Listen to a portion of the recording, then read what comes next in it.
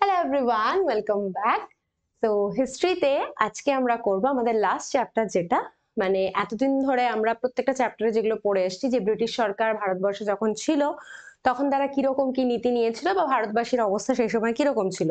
এবং ভারতবাসী বলতে গিয়ে আমরা বিভিন্ন গোষ্ঠীর কথা পড়েছি, কৃষক পড়েছি, শ্রমিক পড়েছি, নেতা মন্ত্রীরা কি করছিলেন বা বামপন্থীরা কি করছিলেন, এরকম বিভিন্ন বিষয়গুলো নিয়ে আমরা আলোচনা করেছি। তো আজকে যে চ্যাপ্টারটা রয়েছে সেটাতে আমরা দেখব যে একদম শেষ পর্যায়ে, মানে ব্রিটিশ শাসনের শেষ পর্যায়ে যখন ভারত স্বাধীন হচ্ছে, তো সেই স্বাধীনতার সময়ে ভারতে কি কি পরিবর্তন এসেছিল বা কিভাবে কি হয়েছিল। তো আজকে আমরা যে যে টপিকগুলো কভার করব সেটা হচ্ছে যে উত্তর ঔপনিবেশিক ভারত, মানে ব্রিটিশরা ভারতে যে উপনিবেশ স্থাপন করেছিল, তো তখন ভারতকে বলা হতো ঔপনিবেশিক ভারত। তো আজকে পর্ব হচ্ছে তার পরেরটা, মানে ভারত স্বাধীনতা লাভ করছে সেই সময়কার গল্পটা, সেই জন্য উত্তর ঔপনিবেশিক ভারত। ঠিক আছে, তারপরে পড়বো হচ্ছে যে দেশীয় রাজ্য, যেগুলো নাকি আমরা জানি ব্রিটিশ শাসন যখন ছিল তখন দু ধরনের মানে রাজ্য ছিল। একটা হচ্ছে তোমার যে যারা ডাইরেক্ট ব্রিটিশদের শাসনাধীন ছিল, আরেকটা ছিল হচ্ছে দেশীয় রাজ্য, যারা নাকি নিজেরাই মানে স্বায়ত্ত শাসন ছিল আর কি, কিন্তু ব্রিটিশদের আন্ডারেই ছিল। তারপরে হচ্ছে উদ্বাস্তু সমস্যা, স্বাধীনতার পরে ভারত যখন দুভাগ হলো, ভারত পাকিস্তান ভাগ হওয়ার পরে উদ্বাস্তু সমস্যাটা যে দেখা দিয়েছিল, মানে এদিকে তোমার পশ্চিম পাঞ্জাব থেকে পূর্ব পাঞ্জাবে লোকজন চলে আসছিল, আবার পূর্ববঙ্গ থেকে পশ্চিমবঙ্গে যে বারবার মানে প্রচুর বছর ধরে যে শরণার্থীদের আগমন হচ্ছিল সেই বিষয়টা। এবং ফাইনালি রাজ্য পুনর্গঠন, যেটা তোমার ভাষার ভিত্তিতে হয়েছিল, সেটাই বা কিরম বিষয়, এইগুলো আজকে আমরা আলোচনা করব। তাহলে প্রথমে ওই যে উত্তর ঔপনিবেশিক ভারত যে কথাটা আমি বললাম, তো উত্তর ঔপনিবেশিক ভারত এই পর্যায় অবধি আসার আগে একটা পরিকল্পনা হয়েছিল, ঠিক আছে, যেটা নাম হচ্ছে মাউন্ট ব্যাটেন পরিকল্পনা বা লর্ড মাউন্ট ব্যাটেন পরিকল্পনা। তো বেসিক্যালি সেই সময় মানে যখন ভারত স্বাধীন হচ্ছে তখন ভারতের গভর্নর জেনারেল ছিলেন হচ্ছে লর্ড মাউন্ট ব্যাটেন। তো লর্ড মাউন্ট ব্যাটেন যখন তোমার ভারত ভাগ হচ্ছে তখন যে একটা পরিকল্পনা দিয়েছিলেন সেটাকেই বলা হয় মাউন্ট ব্যাটেন পরিকল্পনা। এবং এই পরিকল্পনা অনুযায়ী আমরা তিনটে বিষয় দেখব। প্রথম কথা হচ্ছে পাকিস্তান গঠন, মানে ভারত এবং পাকিস্তান দুটো ভাগ আলাদা আলাদা হবে। মূলত তোমার মুসলিম অধ্যুষিত অঞ্চল চলে যাবে পাকিস্তানে, এবং ভারত থেকে যাবে হিন্দু যারা আর কি, তারা ভারত থেকে যাবে, এরকম ভাবে বলা হয়েছিল। তারপরে বলেছিল কি যে গণভোট, ঠিক আছে। এবার ভারত পাকিস্তান যে ভাগটা বললাম, তো ভারত পাকিস্তানের ভাগের মধ্যে কিন্তু আমি একটু আগে উদ্বাস্তু কথা বলতে গিয়ে যেটা বললাম, ওই ব্যাপারটাকে কিন্তু হাইলাইট করতে হবে। মানে পাঞ্জাব আর বাংলাকে যে দুটো ভাগে ভাগ করা হয়েছিল, মেইনলি ওখান দিয়েই ভাগটা করা হয়েছিল, ঠিক আছে। তো তারপরে হচ্ছে যে গণভোট, যে কিছু কিছু জায়গায় গণভোটের মাধ্যমে এটা স্থির করা হবে যে সেটা ভারতে আসবে না সেটা পাকিস্তানে যাবে। তো এরকম কিছু তোমার অঞ্চল হচ্ছে, যেরকম উত্তর পশ্চিম সীমান্ত প্রদেশের বালুচিস্তান, তারপরে আসামের অন্তর্গত সিলেট জেলা, ঠিক আছে। তো এরা পাকিস্তানে যুক্ত হবে নাকি না ভারতেই থাকবে, এই বিষয়টা বলা হলো গণভোটের মাধ্যমে ঠিক করা হবে। এবং ফাইনালি যেটা, যে স্বাধীনতা আইন যেটা, সেটা বলা হলো যে 1947 সালের 14ই আগস্টের মধ্যে এই ক্ষমতার হস্তান্তর করা হবে। তো এই মেইনলি এই বিষয়গুলোই বলা হয়েছিল মাউন্ট ব্যাটেন পরিকল্পনায়। এরপরে দেখব যে ভারতীয় স্বাধীনতা আইনটা কি, ঠিক আছে। তো ভারত তো স্বাধীন হচ্ছে, তো স্বাধীন হওয়াটা, এত বড় একটা দেশ যে নাকি এত বছর ধরে ব্রিটিশের শাসনের মানে অধীনে ছিল, তো ভারত স্বাধীন হওয়াটা কিন্তু এত সহজ একটা বিষয় ছিল না। সেখানে অনেক পরিকল্পনা বা অনেক নিয়ম নীতি, অনেক কিছু পরিবর্তনের মধ্যে দিয়ে তারপরে আমরা স্বাধীনতা পেয়েছিলাম। তো ভারতীয় স্বাধীনতা আইনের কিছু বিভিন্ন বৈশিষ্ট্য বা বিভিন্ন দিক বলতে পারো কি কি না। প্রথমটা হচ্ছে দুটি রাষ্ট্রের আত্মপ্রকাশ, যেটা হচ্ছে নাকি একটা ভারত আর একটা পাকিস্তান, এই দুটো আলাদা আলাদা রাষ্ট্র বা দুটো আলাদা আলাদা ডোমিনিয়নে বিভক্ত হবে। সেকেন্ড হচ্ছে দুটো রাষ্ট্রের এলাকা বলে দেওয়া হলো, যে ভারতের মধ্যে কোন কোন জায়গাগুলো থাকবে, পাকিস্তানের মধ্যে কোন কোন জায়গাগুলো থাকবে। যেরকম ভারতের মধ্যে কে কে থাকবে না, বোম্বাই, মাদ্রাস, উত্তরপ্রদেশ, মধ্যপ্রদেশ, বিহার, পূর্ব পাঞ্জাব, পশ্চিমবঙ্গ, এবং মুসলমান অধ্যুষিত জেলা বাদ দিয়ে আসাম, দিল্লি, আজমির ও কুর্গ, কারণ এই জায়গাগুলো হচ্ছে তোমার মুসলিম অধ্যুষিত অঞ্চল কিছু কিছু ছিল, তো সেগুলো বাদ দিয়ে বাকিটা ভারতে থাকবে। এবং পাকিস্তানে কারা কারা থাকবে না, পাকিস্তানে হচ্ছে বাকি যে অঞ্চলগুলো, মানে সিন্ধু প্রদেশ, উত্তর পশ্চিম সীমান্ত প্রদেশ, তারপরে পশ্চিম পাঞ্জাব, পূর্ব বাংলা, বালুচিস্তান ও শ্রীহট্ট জেলা, এগুলো চলে যাবে পাকিস্তানের মধ্যে। বেসিক্যালি পাকিস্তানেরও দুদিকে দুটো, আমরা আজকের ডেটে যেটাকে পাকিস্তান বলে জানি সেটা ছিল পশ্চিম পাকিস্তান, আর আজকের ডেটে আমরা যেটাকে বাংলাদেশ বলে জানি সেটা ছিল পূর্ব পাকিস্তান। ঠিক আছে, তারপরে বলা হলো স্বতন্ত্র শাসনতন্ত্র গঠন, মানে দুটো যে এই ভাগে ভাগ করা হয়েছে, তো ভারত পাকিস্তান দুজনেরই নিজস্ব নিজস্ব শাসনতন্ত্র গঠন করার অধিকার থাকবে, তারা নিজেরা নিজেদের সংবিধান গঠন করতে পারবে। এবং এর পরবর্তীতেই কিন্তু ডক্টর বি.আর. আম্বেদকরের নেতৃত্বে ভারতে সংবিধান রচনার কাজ শুরু হয় এবং ফাইনালি 1950 সালে 26শে জানুয়ারি ভারতের প্রজাতন্ত্রটা প্রতিষ্ঠিত হয়, যেটা নাকি আমরা প্রজাতান্ত্রিক দিবস হিসেবে আজও সেটাকে আমরা পালন করি 26শে জানুয়ারি। আচ্ছা, তারপরে যেটা বলা হলো যে দেশীয় রাজ্য, যে একটু আগেই বললাম যে কিছু ছিল হচ্ছে ব্রিটিশের ডাইরেক্ট শাসনের অধীনে এবং কিছু ছিল দেশীয় রাজ্য। এই দেশীয় রাজ্যগুলো কিন্তু কিছু শাসক বা এদেশের রাজা দ্বারাই মানে পুরো পরিচালিত হতো। ঠিক আছে, তাদের নিজস্ব, তারা স্বাধীনভাবে শাসন করতে পারতো, কিন্তু পুরোটাই ছিল ব্রিটিশের অধীনে। তো দেশীয় রাজ্যগুলোকে বলা হলো যে তারা চাইলে পাকিস্তানে থাকতে পারে, তারা চাইলে ভারতে যুক্ত হতে পারে, বা তারা চাইলে স্বাধীনভাবে থাকতে পারে, কিন্তু ব্রিটিশের আর কোনো রকম তাদের উপরে কিছু অধিকার থাকবে না, ব্রিটিশের মানে ব্রিটিশ শাসন থেকে তারা মুক্ত হবে। তো এটা ভারতীয় স্বাধীনতা আইনে বলা হলো। তো এর পরে, এরকম পরিস্থিতির পরে, ঠিক আছে, প্রথম কথা যেটা একটা বললাম যে তোমার এই প্রজাতান্ত্রিক রাষ্ট্র হিসেবে আত্মপ্রকাশ ভারতের হলো 1950 সালে 26শে জানুয়ারি, যেটা সংবিধানের এই প্রজাতন্ত্র দিবস হিসেবে আমরা যেটাকে পালন করি আর কি। ঠিক আছে, এবং সেই সময় অঙ্গরাজ্যগুলোকে দেশীয় রাজ্য থেকে যে তারপরের ভাগটা কি হবে, ভারত তো স্বাধীন হয়ে গেল, দেশীয় রাজ্যটা তো ওদের হিসেবে ছিল, তো তারপরে কি করা হলো না, চারটে ভাগে, চারটে স্তরে ভাগ করা হলো, ক খ গ ঘ। ক প্রদেশ মানে ক ভাগের মধ্যে কি ছিল না, ব্রিটিশ ভারতের প্রদেশ, যেগুলো ব্রিটিশরা সরাসরি শাসন করত সেগুলো, প্রদেশগুলো, এবং 216টি দেশীয় রাজ্য।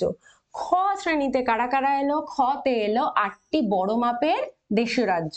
গ শ্রেণীতে কারা কারা এলো, দিল্লি সহ অন্যান্য কেন্দ্রশাসিত অঞ্চল। এবং ঘ শ্রেণীতে এলো বিভিন্ন যে আমাদের যে দ্বীপপুঞ্জগুলো রয়েছে সেই দ্বীপপুঞ্জরা এলো হচ্ছে ঘ শ্রেণীতে, মানে আন্দামান নিকোবর দ্বীপপুঞ্জ এলো ঘ শ্রেণীতে। তো এরকম ভাবে প্রথমে ভারতের বিভাগটা করা হয়েছিল। আচ্ছা, এরপরে বলবো যে দেশীয় রাজ্য, এই যে দেশীয় রাজ্য সম্বন্ধে আমি এক দুটো জিনিস বলেছি, তো তাদের ব্যাপারটা আরেকটু জানবো। ঠিক আছে, তো দেশীয় রাজ্যের মেইনলি রাজাদের যেটা ছিল, তারা স্বৈরতন্ত্র সেখানে বজায় রাখতো, তাদের নিজেদের ইচ্ছানুযায়ী তারা সবকিছু করতো, নিজস্ব শাসন ছিল রাজাদের, কিন্তু পুরোটাই ছিল ব্রিটিশের আন্ডারে। ঠিক আছে, এবার এই সমস্ত দেশীয় রাজ্যগুলো যে রাজারা ছিল তাদের কিছু কিছু শাসক, কিছু কিছু উপাধি ছিল, বা তাদের কিছু কিছু মানে টাইটেল, যেটাকে আমরা বলি টাইটেল বা উপাধি যেটাও বলো না কেন, তাদেরকে সেই নামে ডাকা হতো। যেরকম ধরো নিজাম, হায়দ্রাবাদের ছিল নিজাম, বা রাজা বলা হতো, বা নবাব বলা হতো, বা মহারাজা, বা ঠাকুর, এরকম বিভিন্ন বিভিন্ন নাম তাদের ছিল, উপাধি তাদের ছিল। ঠিক আছে, এবং অপরদিকে ব্রিটিশরা আবার এনাদেরকে, এই শাসকদেরকে প্রিন্স বা রাজকুমার নামে ডাকতেন, অভিহিত করতেন। আচ্ছা, আয়তনের দিক থেকে বলতে গেলে দেশীয় রাজ্যগুলো বিভিন্ন বিভিন্ন আয়তনের ছিল, তার মধ্যে হায়দ্রাবাদ ছিল হচ্ছে সব থেকে বড়।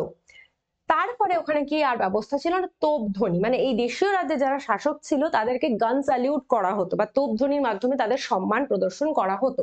তো এরকম তোমার 120টি দেশীয় রাজ্যের রাজাদের জন্য তোপধ্বনির ব্যবস্থা ছিল, এবং তাদেরকে বিজোড় সংখ্যক ইয়ে দিয়ে গান স্যালিউট করা হতো। মানে ওদের একটা রেঞ্জ ছিল 3 বা 21, 3 থেকে 21-এর মধ্যে যে কোনো একটা বিজোড় সংখ্যক, মানে ধরো 5 বার বা 7 বার গান স্যালিউট তাদেরকে দেওয়া হতো, এবং এরভাবে সম্মান দেখানো হতো। আচ্ছা, ব্রিটিশ মানে দেশীয় রাজ্যগুলো তাদের বিভিন্ন সৈন্যদল দিয়ে আলটিমেটলি কি করতো না, ব্রিটিশদের সাহায্য করতো। তো ব্রিটিশদের যে সেনা দল ছিল, সেই ব্রিটিশ সেনা দল বা আঞ্চলিক পুলিশ বাহিনীতে এই দেশীয় রাজ্যগুলো থেকে কিন্তু পরিষেবা প্রদান করা হতো, এবং পরিবর্তে এই দেশীয় রাজ্যের শাসকরা ব্রিটিশ সেনাবাহিনীর দ্বারা সম্মান পেতেন, সম্মানিত হতেন। আর এই সমস্ত দেশীয় রাজ্যগুলো কিন্তু অধিকাংশই ছিল ব্রিটিশদের অনুগত, মানে মোটামুটি এটা পুরোটা মানে শুনে বুঝতেই পারছো যে ডেফিনেটলি দেশীয় রাজারা তাদের স্বার্থের জন্যই ব্রিটিশদের অনুগত ছিল। এরপরে গল্পটা হলো যে দেশীয় রাজ্যগুলোকে ভারতের মধ্যে অন্তর্ভুক্ত করতে হবে, কারণ ওই স্ট্রাকচারে তো আমরা চলবো না, ভারত তো স্বাধীন হয়ে গেল। এবার দেশীয় রাজ্যগুলোকে ভারতভুক্তকরণের যে পুরো দায়িত্বটা সেটা দেওয়া হয়েছিল সর্দার বল্লভভাই প্যাটেলকে। সর্দার বল্লভভাই প্যাটেল মাত্র 1.5 বছরের মধ্যে পুরো কাজটা করেছিলেন, কিন্তু 3টে জায়গা নিয়ে সমস্যা দেখা দিয়েছিল। একটা হচ্ছে কাশ্মীর, আচ্ছা একটা জায়গা ছিল কাশ্মীর, ওটা পরে আসছে। একটা ছিল কাশ্মীর, একটা ছিল জুনাগড় এবং আরেকটা ছিল হচ্ছে হায়দ্রাবাদ। এই 3টে জায়গা কিন্তু ভারতে অন্তর্ভুক্ত হতে চায়নি, তো সেই ব্যাপারগুলো আমরা দেখবো। তো বাকি যে বললাম 1.5 বছরের মধ্যে সব রাজ্যগুলোকে অন্তর্ভুক্ত করে ফেলেছিলেন, সেটা উনি কিভাবে করেছিলেন দেখো। প্রথম পদক্ষেপটা নিয়েছিলেন হচ্ছে সংযুক্তিকরণ। সেটা কিভাবে হয়েছিল না, বিভিন্ন মানে কিছু কিছু দেশীয় রাজ্যকে পার্শ্ববর্তী যে প্রদেশগুলো আছে তাদের সঙ্গে যুক্ত করে একটা বড় খণ্ড তৈরি করা হয়। যেরকম ধরো উড়িষ্যা ও মধ্যপ্রদেশের সঙ্গে পূর্বাঞ্চলের রাজ্যগুলোকে যুক্ত করা হয়, আবার বোম্বাই প্রদেশের সঙ্গে দাক্ষিণাত্য ও গুজরাটের রাজ্যগুলোকে যুক্ত করা হয়, আবার উত্তরপ্রদেশের সঙ্গে গাড়োয়াল, রামপুর ও বেনারস, এবং পশ্চিমবঙ্গের সঙ্গে কুচবিহার, আসামের সঙ্গে খাসি পার্বত্য অঞ্চল এবং মাদ্রাজের বিভিন্ন রাজ্যগুলোকে মাদ্রাজের সঙ্গে যুক্ত করা হয়। মানে বিভিন্ন দেশীয় রাজ্যগুলোকে তার আশেপাশের যারা প্রদেশ তাদের সঙ্গে প্রথমে যুক্ত করে একটা সংযুক্তিকরণ করা হয়, এবং এইভাবে 216টি দেশীয় রাজ্যকে পার্শ্ববর্তী প্রদেশের সঙ্গে যুক্ত করা হয়। সেকেন্ড স্টেপে কি করলেন না, বৃহৎ যুক্তরাজ্য গঠন।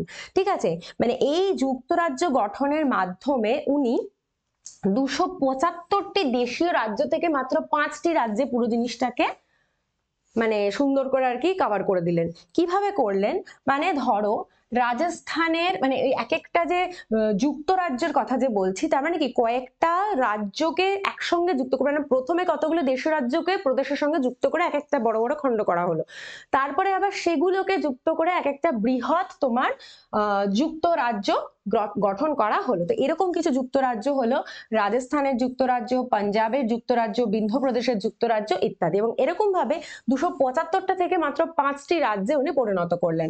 এবং ফাইনালি যেটা আরেকটা করেছিলেন যে কেন্দ্রীয় শাসনাধীনে কিছু কিছু ইয়েকে আনা হলো, কেন্দ্রশাসিত অঞ্চল আমরা যেগুলোকে বলে থাকি। ঠিক আছে, তো যেরকম এরকম কিছু কিছু জায়গা হলো হিমাচল প্রদেশ, কচ্ছ, বিলাসপুর, ভোপাল, ত্রিপুরা এবং মণিপুর, এইগুলোকে ডাইরেক্ট কেন্দ্রশাসিত অঞ্চলে আনা হলো, পরিণত করা হলো। এবং এরকম ভাবে 61টি রাজ্যকে 7টি কেন্দ্রশাসিত অঞ্চলের সঙ্গে যুক্ত করা হলো। তার মানে কি পুরো যে এত এত যে দেশীয় রাজ্য ছিল সেখান থেকে উনি সংক্ষেপ করে বিষয়টাকে কিন্তু এক একটা বড় বড় রাজ্যে পরিণত করে ফেললেন। ঠিক আছে, আচ্ছা এটা তো গেল তোমার ভারতভুক্ত কারা কারা হলো। এবারে দেখবো কারা কারা ভারতভুক্ত হলো না। যে 3টে আমি জায়গার কথা বললাম দেশীয় রাজ্য, জুনাগড়, হায়দ্রাবাদ এবং কাশ্মীর, তারা ভারতভুক্ত হতে চায়নি। তার মধ্যে প্রথম পড়বো জুনাগড়ের কথা। তো জুনাগড় রাজ্যটি কোথায় ছিল না, কাথিয়াবাড় উপদ্বীপের সৌরাষ্ট্র উপকূলে জুনাগড় রাজ্যটি অবস্থিত ছিল। এবার ওখানকার বাকি সমস্ত দেশীয় রাজ্য কিন্তু আমাদের দেশে যুক্ত হয়ে গেছিল, বাট জুনাগড় কি করলো, জুনাগড় কিন্তু প্রথমে যুক্ত হতে চায়নি। কেন চায়নি, তার কারণটা হলো যে জুনাগড়ের নবাব ছিলেন মুসলিম, কিন্তু সেই রাজ্যের 80% প্রজাই ছিল হিন্দু। এবার নবাব চাইলেন না, যেহেতু উনি মুসলিম ছিলেন, নবাব চাইলেন না যে ভারতের সঙ্গে যুক্ত হতে, কারণ কি ভারতকে তো হিন্দু অধ্যুষিত জায়গা বলে ভাগ করা হয়েছে। তো এবার হিন্দু প্রজা যারা ছিল অধিকাংশ, তারা চাইলো ভারতের সঙ্গে যুক্ত হতে, এবং আশেপাশের যারা দেশীয় রাজ্য ছিল তারাও চাইছে যে জুনাগড় যাতে ভারতের সঙ্গেই যুক্ত হয়, যেহেতু ওখানে ম্যাক্সিমাম লোকে হিন্দু, মানে দেশীয় রাজ্যের প্রজারা যারা আর কি বসবাসকারী তারা ম্যাক্সিমাম যেহেতু হিন্দু। আচ্ছা, তো তারপরে কি হলো না, এই জুনাগড়ের নবাব যিনি নাকি যুক্ত হতে চাইছিলেন না, তিনি জুনাগড়ের দেওয়ান শাহনাহাজ ভুট্টোর সঙ্গে চুক্তি করলেন। ঠিক আছে, দিয়ে চুক্তি করে উনি কি ঠিক করলেন যে পাকিস্তানে যোগ দেওয়া হবে। বেসিক্যালি দেওয়ান আর জুনাগড়ের নবাব দুজন মিলে চুক্তি করে ঠিক করলেন যে না আমরা পাকিস্তানে যোগ দেবো, কিন্তু ওই 80% হিন্দু প্রজা কিন্তু চাইছে না। তারা কিন্তু বলছে যে না ভারতবর্ষে পাকিস্তানে যুক্ত হওয়া যাবে না। তো তার ফলে কি তারা বিক্ষোভ শুরু করলো। এই অবস্থায় কি করলো না, ওই যারা হিন্দু প্রজা 80% যারা হিন্দু প্রজা ছিল তারা, এবং বাকি যে সমস্ত ওখানকার দেশীয় রাজ্যগুলো ছিল যারা নাকি অলরেডি ভারতে ঢুকে গেছে, তারা চাইলো যে ভারত সরকার যেন জুনাগড়কে ভারতের মধ্যেই অন্তর্ভুক্ত করে। না হলে কি হবে, যেহেতু জুনাগড়ের লোকেশনটা আমরা অলরেডি জানি, ওই গুজরাটের একদম মানে কোথায়, ধরো এইটা যদি গুজরাট হয়, তো জুনাগড়ের লোকেশনটা কিন্তু একদম এই জায়গাটায়। ঠিক আছে, এবার বাকি জায়গাগুলো ধরো ভারতবর্ষে ইনক্লুড হয়ে গেছে, বাকি জায়গাগুলো হয়ে গেছে, এবার এইটুকুকে যদি আলাদা করে পাকিস্তানের সঙ্গে যুক্ত করতে হয়, তাহলে সেই প্রভাবটা কিন্তু বাকি দেশীয় রাজ্যতেও এসে পড়বে, এবং যেখানে দেখি অধিকাংশ ছিল হিন্দু বসবাসকারী। তো তাই জন্য তারা চাইলো না যে জুনাগড় কোনোভাবেও পাকিস্তানের সঙ্গে যুক্ত হোক। কিন্তু জুনাগড়ের নবাব যেহেতু মুসলিম ছিলেন, এবং তিনি এবং তার দেওয়ান যিনি ছিলেন, তেনারা ভেবেছিলেন যে পাকিস্তানের সঙ্গে যোগদান করবে। তো তারপরে ফাইনালি যখন সবাই চাইলো যে না ভারতই যুক্ত হোক, তখন কি হলো না, বল্লভভাই প্যাটেল তখন সেনাবাহিনীকে নির্দেশ দিলেন জুনাগড়ে যেতে এবং সেখানকার পরিস্থিতি খতিয়ে দেখতে। এই অবস্থায় জুনাগড়ের নবাব গেল পালিয়ে করাচিতে, আর ভুট্টো যিনি ছিলেন আর কি, দেওয়ান যিনি ছিলেন, উনিও সেরকম কিন্তু জনমত গড়ে তুলতে পারলেন না। তাহলে পরে কি হলো, এই পাকিস্তানে যোগ দেওয়ার ব্যাপারটা পুরোপুরি ফেল করলো, এবং ভারত সরকার ঠিক করলেন যে সেখানে গণভোট হবে, এবং গণভোট দিয়ে ম্যাক্সিমাম মেজরিটি যা বলবে তাই হবে। মানে তারা যদি বলে যে ভারতে যুক্ত হতে, তাহলে ভারতে যুক্ত হবে, এবং তারা যদি বলে পাকিস্তানে যুক্ত হতে, তাহলে পাকিস্তানে যুক্ত হওয়া হবে। এবং এইভাবে কিন্তু জুনাগড়ে একটি গণভোট অনুষ্ঠিত হয়, এবং তারপরে অবভিয়াসলি যেহেতু 80% প্রজাই হিন্দু, তাহলে সবাই চাইলো ভারতেই যুক্ত হতে, এবং এরকম ভাবে জুনাগড় ভারতভুক্ত হলো। এরপরে দেখবো হায়দ্রাবাদ। হায়দ্রাবাদেরও কিন্তু শাসক যিনি ছিলেন, মানে নিজাম বলা হতো ওনাকে, নিজাম ওসমান আলী খান, উনি ছিলেন মুসলিম, কিন্তু সেখানেও আবার জনসংখ্যার সংখ্যাগরিষ্ঠ ছিল হিন্দু। একই কেস, যারা মানে প্রজা আর কি, মানে যারা বসবাসকারী, তারা কেউ চাইছে না পাকিস্তানে যুক্ত হতে বা কিছু। ঠিক আছে, তো হায়দ্রাবাদের নিজাম আবার কি চেয়েছিলেন, যে নিজের স্বাধীন অস্তিত্ব বজায় রাখতে। আর এই সংখ্যাগরিষ্ঠ হিন্দু প্রজা চাইলো যে ভারতে যুক্ত হতে। না তো তারা স্বাধীন থাকতে চাইছে, কারণ কি স্বাধীন থাকা মানেই এই নিজাম বিভিন্নভাবে তাদের উপর অত্যাচার করত। না তো তারা স্বাধীন থাকতে চাইছিল, না তো তারা পাকিস্তানে যুক্ত হতে চাইছিল, তারা চাইছিল ভারতে যুক্ত হতে।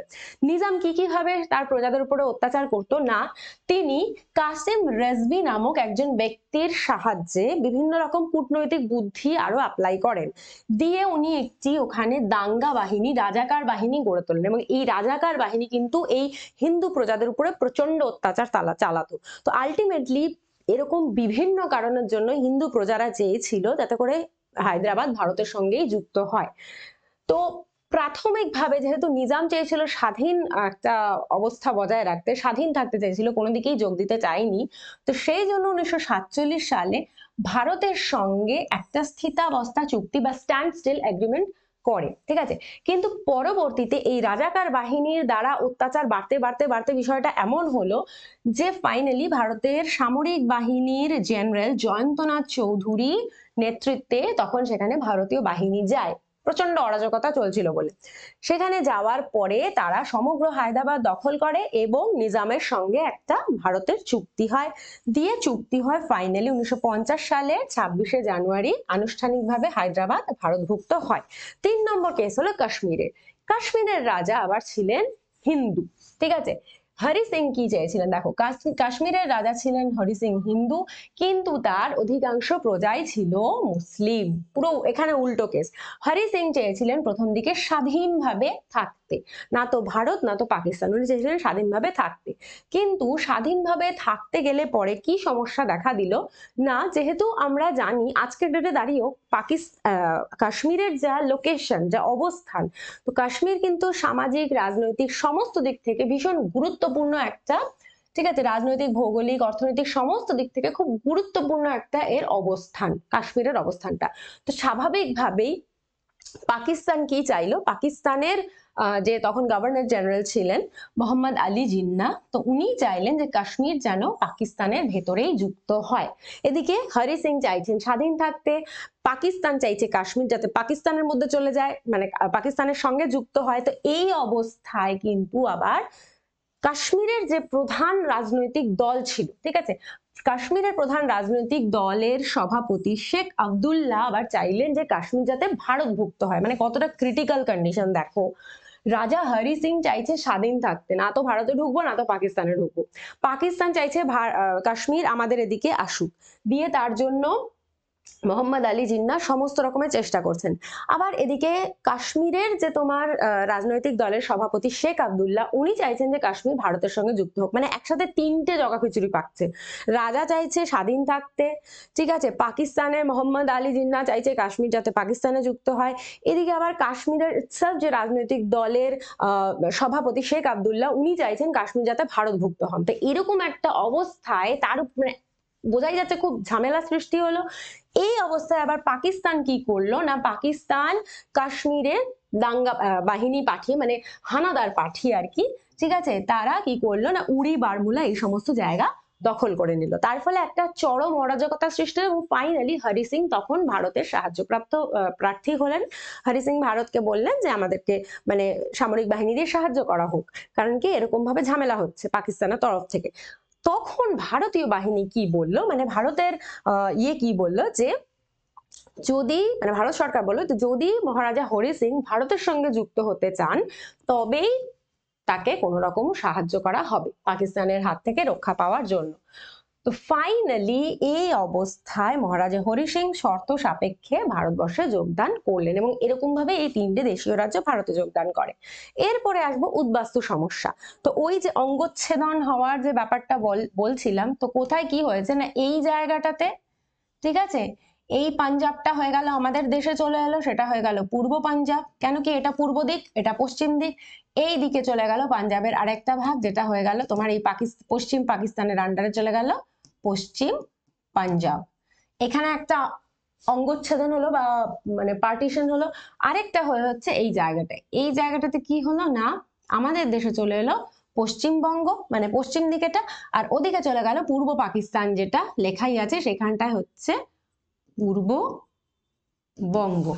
এরপরে কি হলো না এই পশ্চিম পাঞ্জাবটা যেহেতু পাকিস্তানের অঞ্চল মানে মুসলিম অধ্যুষিত অঞ্চল, তো সেখানকার হিন্দু ও শিখরা কি করলো পূর্ব পাঞ্জাবে আসতে শুরু করলো। আবার পূর্ব পাঞ্জাবের এদিকে যারা মুসলিম ছিল তারা যেতে শুরু করলো হচ্ছে পশ্চিম পাকিস্তানের পশ্চিম পাঞ্জাবের দিকে, ঠিক আছে।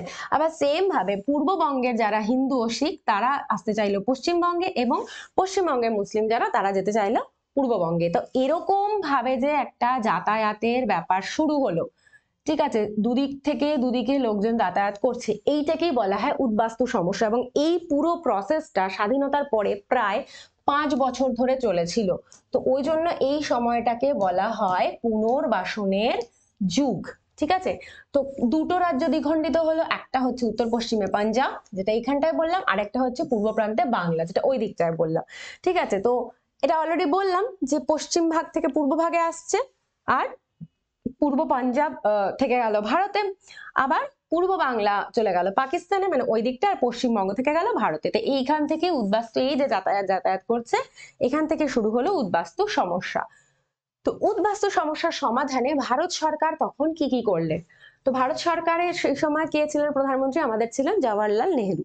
তো প্রথমেই যেটা দেখা গেল যে ভারতে পশ্চিম পাঞ্জাব থেকে বা পশ্চিম পাকিস্তান থেকে যারা পূর্ব পাঞ্জাবে এলো তারা কোথায় কোথায় থাকলো না, তারা ওই পূর্ব পাঞ্জাব, দিল্লি, রাজস্থান, উত্তরপ্রদেশ এই সমস্ত জায়গায় আশ্রয় নিল। আর ওদিকে পূর্ববঙ্গ থেকে যারা পশ্চিমবঙ্গে এলো তারা কলকাতা বা কলকাতার যে আশেপাশে 24 পরগনা, নদিয়া, মুর্শিদাবাদ, মালদা, দিনাজপুর এই সমস্ত জায়গায় থাকতে শুরু করলো।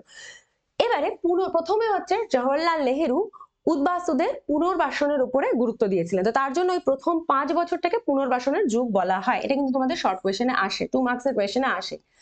নেক্সট হলো যে যারা এই সময় মানে এরকম উদ্বাস্তু যে আসছে ভারতবর্ষে যারা আসছে, তো তাদের তো সেখানে থাকার জায়গা বা কি কাজ করবে বা কি জীবিকা এরকম তো কিছু নেই। তো সেই জন্য প্রাথমিকভাবে কি করলো সরকার, তাদেরকে বাসস্থান, খাদ্য, আহার এবং নিরাপত্তা দানের জন্য এই সমস্ত উদ্বাস্তুদের জন্য কি করা হলো, প্রচুর অস্থায়ী বাসস্থান বা শিবির তৈরি করে দেওয়া হলো। এবং ভারত সরকার বললো যে এই সমস্ত মানুষগুলোকে ভারতীয় নাগরিকত্ব দেওয়া হবে। মানে কি তাদের আইডেন্টিটিটা কি, তারা তো চলে আসছে কিন্তু তাদের তো একটা আইডেন্টিটি থাকতে হবে, তারা ভারতে আসছে তাহলে ভারতীয় নাগরিকত্ব তাদের দেওয়া হবে, এরকম বলা হলো। এবং এই সময় যারা গ্রামীণ মানে গ্রাম বাংলায় যারা উদ্বাস্তু মানে বেসিক্যালি কিছু কিছু তোমার উদ্বাস্তু সমস্যা শহরেও দেখা দিল, আবার কিছু কিছু গ্রামেও দেখা দিল। তো গ্রামীণ স্তরের যে তোমার উদ্বাস্তু যারা ছিল, ঠিক আছে, তাদেরকে ভারত সরকার কি কি করলো, জমি দান করলো। মানে ঘর বাড়ি বানিয়ে তুমি থাকতে পারো বা কৃষিকাজ করতে পারো। কৃষি ঋণ দেওয়া হলো, কারণ কি তখন তাদের কাছে কিছুই নেই। তারপরে গৃহ নির্মাণের জন্য সরকারি সাহায্য এই সমস্ত করা হলো। আবার শহরাঞ্চলের যারা উদ্বাস্তু তাদের জন্য কি করা হলো না, তাদের জন্য শিল্প ও কারিগরি শিক্ষা দান বা কুটির শিল্প স্থাপন করতে সহায়তা করা, তো এই সমস্ত ক্ষেত্রে সরকারি সাহায্য দেওয়া হলো। তার মানে কি, যাতে করে তারা তাদের জীবিকা নির্বাহ করতে পারে এবং কিছু খেয়ে পড়ে বাঁচতে পারে। কারণ তাদের মানে যারা আসছে তারা তো তাদের সবকিছু ছেড়ে এসছে। সবসময় যে তোমার জমি বা সম্পত্তির হস্তান্তর হয়েছে এরকম তো না। মানে ধরো এদিকে কারোর বাড়ি আছে, সে ওদিক থেকে এদিকে আসে, তো দুজনের মধ্যে বাড়ির ধরো সম্পত্তিটা আর কি হস্তান্তর করে নিল। তো ফাইনালি এ গিয়ে ওর বাড়িতে থাকতে শুরু করলো, ও গিয়ে এর বাড়িতে থাকতে শুরু করলো। তাদের সমস্যাটা একরকম। কিন্তু এটা হয়েছিল মোটামুটি পাঞ্জাবের দিকটাতে হয়েছিল, বাট পশ্চিমবঙ্গের দিকে কিন্তু এই জিনিসটা হয়নি, পশ্চিমবঙ্গ এবং পূর্ববঙ্গের দিকে। তো যার জন্য ওইখানে কিন্তু তোমার সমস্যাটা অনেক বেশি প্রবল ছিল। ঠিক আছে, আচ্ছা। তো তারপরে কি হলো একটা, যে ফাইনালি তখন আমাদের দেশের প্রধানমন্ত্রী জওহরলাল নেহরুর সঙ্গে পাকিস্তানের প্রধানমন্ত্রী লিয়াকত আলী খানের একটা চুক্তি হয়। তো এই চুক্তি হচ্ছে দিল্লি চুক্তি নামে পরিচিত, এবং এই চুক্তির মাধ্যমে তারা ঠিক করলেন যে যারা যে রাষ্ট্রে যাচ্ছে তারপরে যারা ধরো সংখ্যালঘু হিসেবে থেকে গেল, সবাই কিন্তু আসেনি, কেউ কেউ কিন্তু সংখ্যালঘু হিসেবে, মানে ধরো মুসলিম অধ্যুষিত, মানে পাকিস্তানে যারা হিন্দু থেকে গেল তারা হয়ে গেল সংখ্যালঘু, আবার ভারতবর্ষে যারা মুসলিম থেকে গেল তারা হয়ে গেল সংখ্যালঘু। তো সংখ্যালঘুরা তারা নিজেদের রাষ্ট্রের কাছেই অনুগত থাকবে, যা সমস্যা হবে তারা তাদের নিজস্ব সরকারকে বলবে, এবং সরকারও চেষ্টা করবে যাতে করে এই উদ্বাস্তু সমস্যাটা যত তাড়াতাড়ি সম্ভব পুরোটা মিটিয়ে নেওয়া যায়। তো এই দিল্লি চুক্তি মেইনলি হয়েছিল তোমার পূর্ব পাকিস্তান থেকে পশ্চিম বাংলায় যে উদ্বাস্তুদের আগমনটা হচ্ছিল এই বিষয়টাকে নিয়ে। কারণ কি পাঞ্জাবের সমস্যাটা আমি একটু আগেই বললাম, পাঞ্জাবের বিষয়টা কিন্তু খুব তাড়াতাড়ি সেটেল ডাউন হয়ে গেছিল, বাট এটা কিন্তু অনেক লং টাইম ধরে চলেছিল। তো এই শর্ত অনুযায়ী আরেকটু বেটার, যেটা বললাম আমি একটু আগে, তো সেটাই কি কি বলা হলো না, সংখ্যালঘুরা নিজ নিজ রাষ্ট্রের প্রতি অনুগত থাকবে এবং কোনো সমস্যা হলে তারা নিজের রাষ্ট্রের কাছে সমস্যার সমাধান চাইবে আর কি।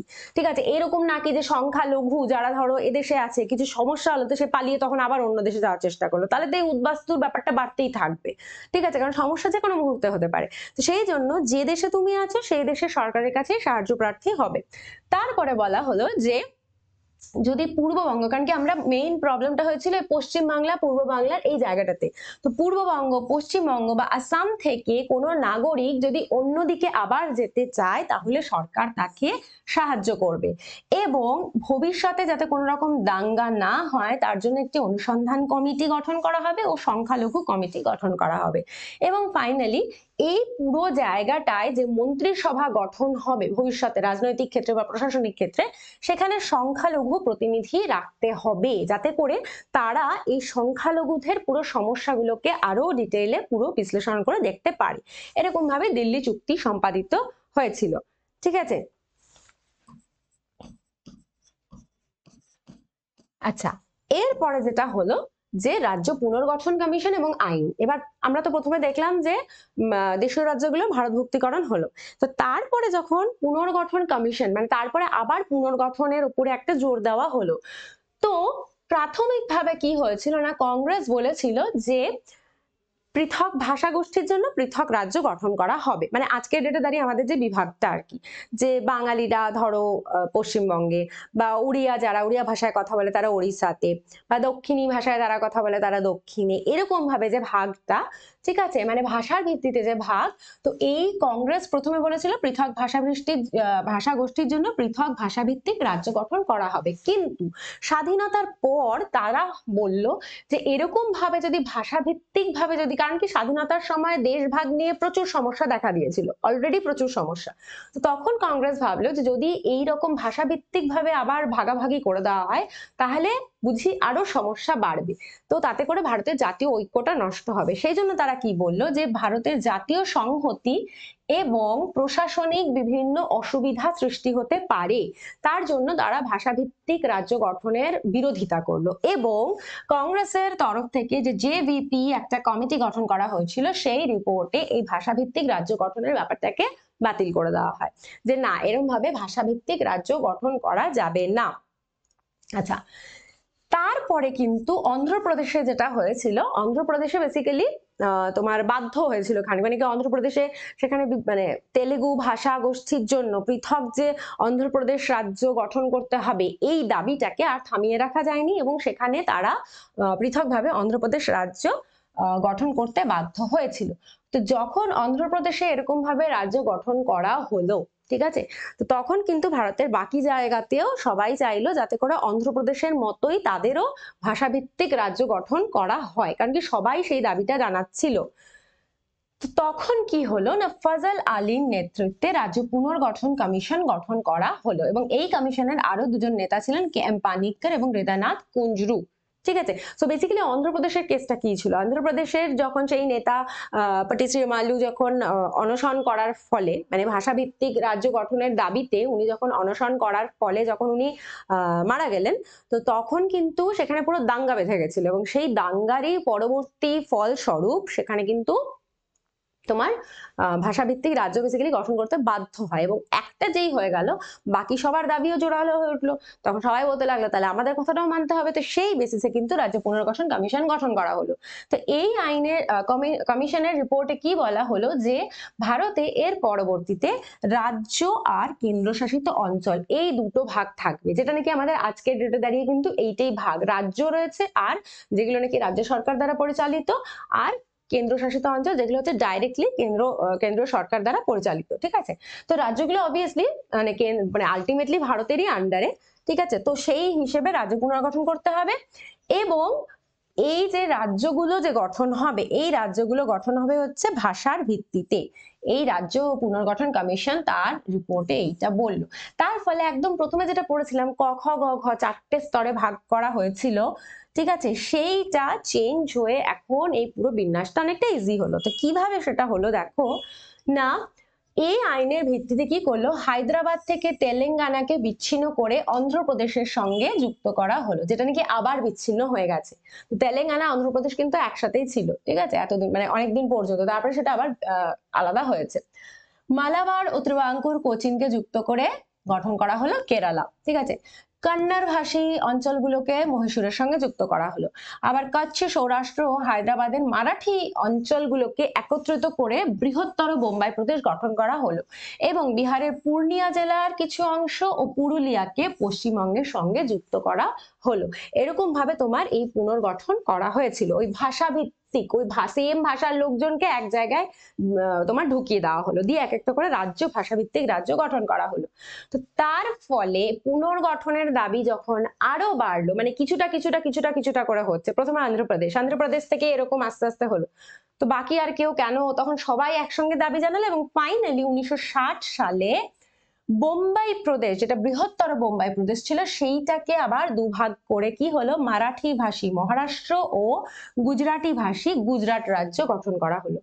আবার অপরদিকে পাঞ্জাব প্রদেশকে 1966 সালে ভেঙে পাঞ্জাব ও হরিয়ানা নামে দুটো আলাদা আলাদা রাজ্য তৈরি করা হলো এবং সেইখান থেকে শুরু করে আস্তে আস্তে আস্তে আস্তে আজকে ডেটে দাঁড়িয়ে আমাদের যে ভাগটা রয়েছে সেই বিভিন্ন স্তরে আর কি ভাগ হতে হতে আমাদের আজকের রাজ্য ও কেন্দ্রশাসিত অঞ্চলের ভাগটা রয়েছে।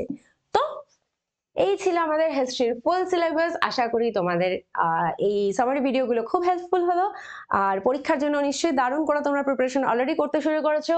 So wish you all the best, খুব ভালো করে প্রিপারেশন নাও, আর কয়েকটাই দিন বাকি আছে। খুব ভালো হোক তোমাদের মাধ্যমিক পরীক্ষা, খুব শুভ হোক তোমাদের আগামী। So God bless you all.